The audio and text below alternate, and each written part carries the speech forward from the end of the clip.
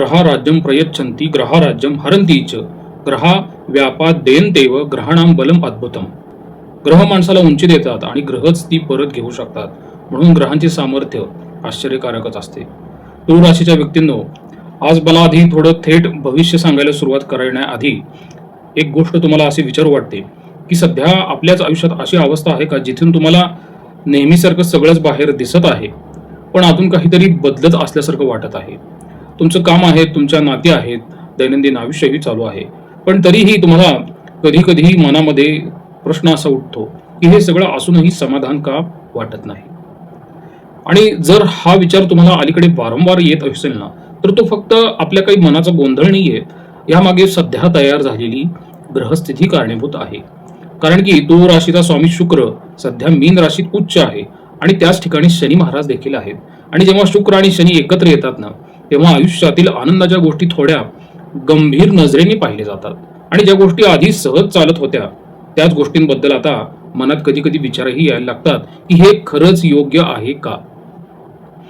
याच वेळी कसं झालेलं आहे, गुरु 11 मार्च रोजी मिथुन राशीत मार्गी झालेला आहे, म्हणून तुमचा विचार करण्याचा दृष्टिकोनामध्ये फरक पडलेला असतो. तुम्ही आधीसारखे पटकन निर्णय घेत नाही, आधी परिस्थिती समजून घेण्याचा आता प्रयत्न करत आहात. आणि दुसरीकडे मंगळ, राहू, बुध हे कुंभ राशीत असल्यामुळे मनात सतत सक्रियता आलेली आहे, विचारांची सक्रियता आहे. कधी नवीन कल्पना येतात, कधी एखाद्या निर्णयाबद्दल शंका पण निर्माण होते. म्हणूनच सध्या अशी अवस्था तयार झालेली आहे की मन म्हणतं काहीतरी बदलायला हवं, पण नेमकं काय बदलायचं आहे हे अजून तुम्हाला स्पष्ट दिसत नाहीये. आणि म्हणूनच तुळ राशीच्या व्यक्तींना सध्या असं वाटतंय की मी आधीसारखं राहिलेलो नाहीये. आणि लक्षात घ्या, हे काही चुकीचं नाहीये बरं का, कारण सध्या ग्रह तुमच्या आयुष्याला अडथळे निर्माण काही करत नाहीये, ते तुमच्या आयुष्याचं संतुलन एक नव्याने तयार करत आहेत. तुळ राशीचा स्वभावच असा आहे की नाही, त्याच्यामध्ये संतुलन, न्याय आणि समजूतदारपणा या तिन्ही गोष्टींचं मिश्रण असतं आणि नात्यांमध्ये त्यांना हार्मोनी ठेवायला फार आवडतं. पण जेव्हा ग्रहस्थिती बदलते तेव्हा सर्वात आधी संतुलनाची परीक्षा घेतली जाते. आणि आता तुमच्या आयुष्यात असं घडू शकतं की जिथे तुम्ही दोघांमध्ये समजूत काढायचा तिथे आता स्वतःची बाजूच तुम्हाला घ्यावी लागते. आणि जिथे तुम्ही नेहमी शांत राहायचा तिथे आता नाही तुम्हाला म्हणावं लागत आहे. आणि म्हणूनच मनात एक वेगळा संघर्ष तयार होतो की मी योग्य करतोय का. मग इथं थोडीशी काळजी घेण्याची बाजू अशी की निर्णयांचा ताण येतो. म्हणजे तुळ राशीच्या व्यक्तींसाठी सध्या एक मोठी समस्या अशी आहे की डिसिजन फटीग, म्हणजे काय, खूप गोष्टी तुमच्याकडे येत आहेत, पण कामाचे निर्णय असतील किंवा नात्यांचे प्रश्न असतील, तुमचं आर्थिक प्राधान्य असेल, कुठल्या गोष्टीला द्यायचं कुठल्या नाही, प्रत्येक गोष्टी तुम्ही आधी विचार करत आहात. आणि पण कधी कधी इतका विचार होतो की निर्णयच उशिरा घेतला जातो आणि मग इथेच थोडासा मग तुम्हाला धोका निर्माण झाल्यासारखी परिस्थिती होते. कारण उशिरा घेतलेला निर्णय कधी कधी चुकीपेक्षा जास्त नुकसान देऊ शकतो. ठीक आहे, जी सकारात्मक बाजू आहे की स्पष्टता तयार होते, पण या काळात एक मोठा फायदा देखील तुम्हाला आहे की तुम्हाला आता हळूहळू थोडं स्पष्ट दिसू लागेल कोण खरोखर तुमच्या बाजूने आहे आणि कोण फक्त परिस्थिती पाहून तुमच्या जवळ येतो. आणि कसं असतं की काही नाती शांतपणे दूर जातील ह्या पुढच्या काळामध्ये आणि काही लोक अचानक तुम्हाला खूप महत्वाचेही वाटू लागतील. ही काही हानी नाहीये तुमच्या बाबत झाली, ही थोडी अशी फिल्टरिंग प्रोसेस आहे, म्हणजे ती गाळण होते आहे तुमच्या आयुष्यातून.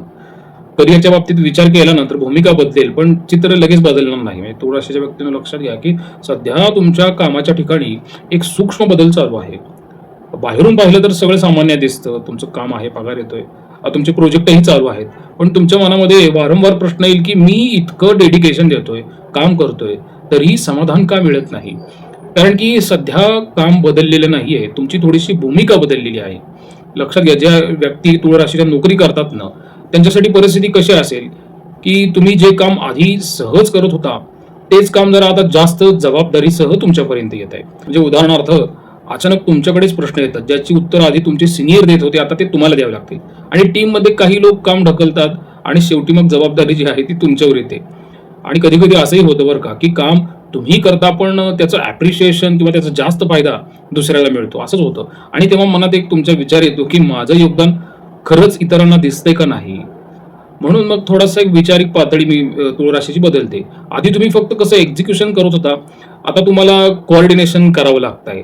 आणि मग कधी तुमचे ज्युनियर व्यक्ती असतील ते तुम्हाला हँडल करावे लागतात आणि कधी सिनियर लोकांशी कम्युनिकेशन तुम्हाला फार सांभाळावं लागेल, कारण मंगळ राहू बुध एकत्र आहेत. म्हणजे तुमची भूमिका जी आहे ती काम करणाऱ्या व्यक्तीपासून काम मॅनेज करणाऱ्या व्यक्तीकडे सरकत चाललेली आहे. आणि हा बदल जो आहे तो लगेच तुमच्या टायटलमध्ये दिसत नाही, म्हणजे पोस्टमध्ये दिसत नाहीये.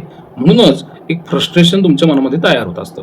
म्हणून मला असं इथे एक प्रॅक्टिकल सल्ला देऊ वाटतो, की तक्रार करण्याच्या ऐवजी थोडे स्किल्स तुम्ही अपग्रेड करा. काही नवीन टूल्स शिका, कम्युनिकेशन तुमचं स्ट्रॉंग करा आणि व्हिजिबिलिटी वाढवा. तुम्ही जे करताय ते दाखवा.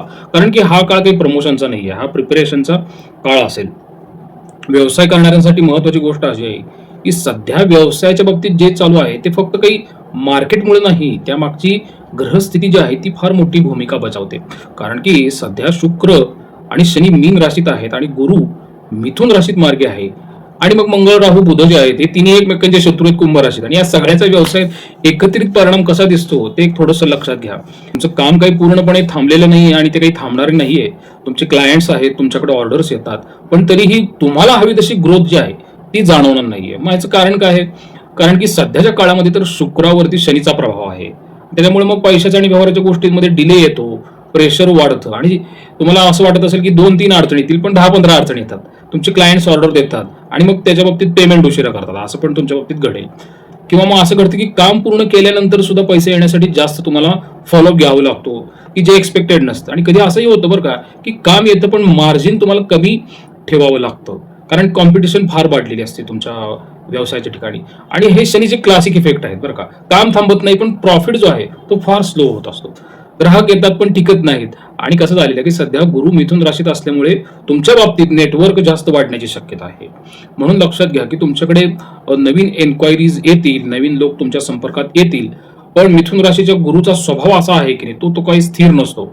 म्हणून कसं होतं, काही वेळा ग्राहक जे असतील तुमचे ते सुरुवातीला खूप इंटरेस्ट दाखवतील, पण तुमचे डील फायनल करत नाहीत ते. किंवा असं होतं की 1-2 ऑर्डर देतो, पण लॉंग टर्म क्लायंट ते काही तुमचे होऊ शकत नाहीत. असे फक्त ते तुम्हाला आश्वासन देऊ शकतात. म्हणजे काय होतं, नेटवर्क वाढतं पण स्टॅबिलिटी त्याच्यामध्ये थोडी कमी राहत असते. तुमच्यामध्ये नवीन आयडिया पण येतील, पण त्याच्या बाबतीत गोंधळही वाढतो बरं का. आता महत्वाचा भाग काय आहे, मंगळ, राहू आणि बुध कुंभ राशीत असल्यामुळे काय झालेलं आहे की ओव्हर अनालिसिस करण्याची सवय लागली आहे. म्हणून व्यवसायात अशा गोष्टी घडू शकतात बरं का, की अचानक तुम्हाला एक नवीन बिझनेसची आयडिया सुचेल किंवा असंही वाटतं की हा प्रोडक्ट किंवा हे काम आपण आपल्या व्यवसायात घेतलं तर अजून चांगलं होईल.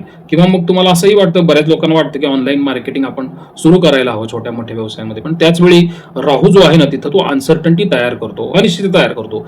म्हणून मनात लगेच दुसरा विचार येतो की आता रिस्क घेण्याची योग्य वेळ आहे का. म्हणून काय माहिती का, की तुम्ही थांबता आणि पुन्हा विचार करता. हा काही गोंधळ नाहीये, ही एक अनालिसिसची फेज असते आणि हे झालं पाहिजे, हे ब्रेन स्टॉर्मिंग झालं पाहिजे, अन्यथा मग निर्णय चुकतात. म्हणून तुळ राशीच्या व्यावसायिकांना आयुष्यात सध्या जे प्रसंग आहेत ना त्याच्यामध्ये कसं होईल की तुम्ही नवीन सर्व्हिस सुरू करण्याचा विचार केला, पण लगेच तुम्ही त्याच्यामध्ये काही इन्व्हेस्टमेंट करू शकणार नाही. हे सध्या व्यावसायिकांसाठी फार महत्वाचं आहे. किंवा काही जण शॉप किंवा ब्रँच उघडायचा विचार करत असतात बरं का, पण त्यांना थोडंसं अजून मार्केट ऑब्झर्व करावं असं वाटत असतं. आणि असंही पुढेही सुद्धा असं वाटेल, ऑनलाईन मार्केटिंग पण सुरू करायचं असं वाटेल, पण तुम्हाला योग्य एक वेळ ठरवावी लागेल. म्हणून इथं मला असा प्रॅक्टिकल सल्ला तुम्हाला देऊ वाटतो की या ग्रहस्थितीत मोठी रिस्क घेणे तुमच्यासाठी योग्य नाही, पण पूर्ण थांबणंही योग्य नाही ना. म्हणून तुमच्यासाठी एक बेस्ट स्ट्रॅटेजी अशी असेल की छोटे प्रयोग करा आणि मग तुम्ही दिशा तपासत जावा आणि मग पुढे जावा. म्हणजे उदाहरणार्थ नवीन प्रोडक्ट स्मॉल स्केलवरती तुम्ही लॉन्च करा, कारण सध्याची ग्रहस्थिती फार कन्फ्युजिंग आहे. आणि नवीन पार्टनरशिप जर करायची असेल ना तर तुम्ही ट्रायल बेसिसवर करा, म्हणजे आधी थोडंसं अंदाज घ्या. त्यामुळे काय होईल, मग रिस्क कमी होईल आणि तुम्हाला मार्केटमधल्या गोष्टी पण समजतील. कारण की काय, गुरु मार्गी झालेला आहे, तो बुधाच्या राशीत झालेला आहे मार्गी, आणि बुध पीडित आहे राहू बरोबर. तर ह्या गुरु, बुध आणि राहूंचं एकमेकांशी परस्पर कनेक्शन आहे. त्यामुळे हे जोपर्यंत आहे ना तोपर्यंत तुमच्या मनामध्ये असेच गोंधळलेली परिस्थिती राहील. त्यामुळे असं थोडंसं तुम्ही चाचपटत गेलेलंच बरं राहील. मोठा निर्णय घेतला तर मग नुकसान होतं. ग्रह काही तुम्हाला थांबवत नाहीत, लक्षात घ्या. हे तुम्हाला शहाणपणाने थोडंसं पुढचा निर्णय घ्यायला भाग पडत असतात, हे लक्षात घ्या. तुम्ही पैशाच्या बाबतीत जर विचार केला ना थोडं संतुलन दळू शकतं. कसं की ते तुम्ही एकतर स्वतःपेक्षा इतरांसाठी जास्त खर्च करता, हा तुमचा स्वभाव आहे. आणि सध्या तुम्हाला असं जाणवू शकतं की पैसा येतोय पण तो काही टिकत नाही. कारण खर्च अनेकदा कसा होतो की तुमच्या बाजूने भावनेतून होतो, इमोशनल खर्च जास्त असतो. म्हणजे उदाहरणार्थ कोणासाठी गिफ्ट घेणं, घरासाठी काहीतरी सारखं नवीन नवीन अपग्रेड करत राहणं, आणि तुम्ही स्वतःला थोडं कम्फर्ट देण्याचा प्रयत्न करता. इथे काही धोका पैशाचा नाहीये, तो कंट्रोलचा आहे. म्हणून प्रॅक्टिकली तुम्ही उपाय काय करा की मोठा खर्च करण्याआधी थोडं 24 तास थांबा ना. लगेच काही गडबड आहे का खर्च करण्याची. नातेसंबंधाच्या बाबतीत जरी विचार केला ना तर तुमच्या नात्यांमध्ये सध्या जे घडतंय की नाही ते काही भांडणामुळे घडत नाहीये, ते थोड्याशा तुमच्या एक्सपेक्टेशन्स बदललेल्या आहेत त्यामुळे घडत आहे. तुम्ही आधीसारखे प्रत्येक गोष्ट एक्सप्लेन करत नाही ना. आणि कधी कधी तुम्ही फक्त शांतच राहता आणि समोरच्या व्यक्तीला वाटतं की बाबा काहीतरी बदललेलं आहे आता याच्यामध्ये. म्हणून काय होतं की लक्षात घ्या, सत्य हे वेगळं आहे. तुम्ही दूर जात नाही. तुम्ही फक्त कसं आहे की स्वतःला समजून घेण्याचा एक वेगळा प्रयत्न करत आहात. स्वतःचं थोडंसं आत्मपरीक्षण तुम्ही करत आहात. नाही, हे काही तुम्ही ह्याच्यामध्ये गिल्ट वाटून घेऊ नये. सकारात्मक बाजू कायम घ्यायची. हा काळ नात्यांची परीक्षा थोडी घेईल बरं का. जी नातं फक्त सवयीमुळे टिकलेली आहेत ती कमकुवत होतील आणि जी नातं समजुतीवर टिकलेलं असतं ना ते अधिक मजबूत होत असतं. म्हणून मग तुळ राशीच्या व्यक्तींना मला असा निष्कर्ष सांगू वाटतो बरं का, की तुम्हाला असं वाटतंय की सध्या तुमच्या आयुष्यात जो गोंधळ आहे ती एक समस्या आहे. तर लक्षात घ्या, ती समस्या नाहीये. तुळ राशीच्या व्यक्तींनो, तुम्ही संतुलन शोधत नाहीये सध्या तरी. तुम्ही नवीन संतुलन तयार करत आहात. जुनं संतुलन तुम्हाला बाजूला घेऊन नवीन संतुलन तयार करायचं आणि ग्रह फक्त त्यांनाच बदलतात जे पुढच्या टप्प्यासाठी तयार असतात. ज्या व्यक्तींनो लक्षात घ्या, ह्या व्हिडिओमध्ये मी जे सांगितलेलं आहे ना, ही एक प्रकारची मानसिकता तुमच्यामध्ये तयार होईल किंवा सध्या ती तयार व्हायला सुरुवातही झालेली असेल. मग अशा मानसिकतेमध्ये व्यक्तीला बऱ्याचदा निर्णय घेणं कठीण जात असतं. म्हणून तुम्ही शांतपणे एखाद्या कागदावरती तुम्हाला जे जे काही गोंधळ आहेत ते व्यवस्थित लिहून काढत जावा, विचार करा, अनुभवी लोकांचा सल्ला घ्या आणि मगच पुढे जात जावा. कसं आहे की हा काळ तुमच्यासाठी नक्कीच फायदेशीर आहेच, याच्यामध्ये कोणतीही शंका नाही. पण बुध राहू यांची जी युती आहे आणि त्याबरोबर बुधाच्या राशीमध्ये गुरुमार्गी आहे, त्यामुळे मग हा गोंधळ जो आहे तो तुम्हाला कुठंतरी अशा व्यवसायामध्ये किंवा नोकरीच्या ठिकाणी असा तो ट्रॅप करू शकतो आणि मग पुढे भविष्यामध्ये तुम्हाला काही ना काहीतरी त्याच्यामध्ये थोडं नुकसान पण होऊ शकतं. म्हणून 24 तास थांबा, थोडा वेळ घ्या आणि निर्णय घेताना थोडा अनुभवी लोकांचा सल्ला घ्या. मी पुन्हा एकदा सांगतो. प्रसाद कुलकर्णी, पंढरपूर. श्रीराम.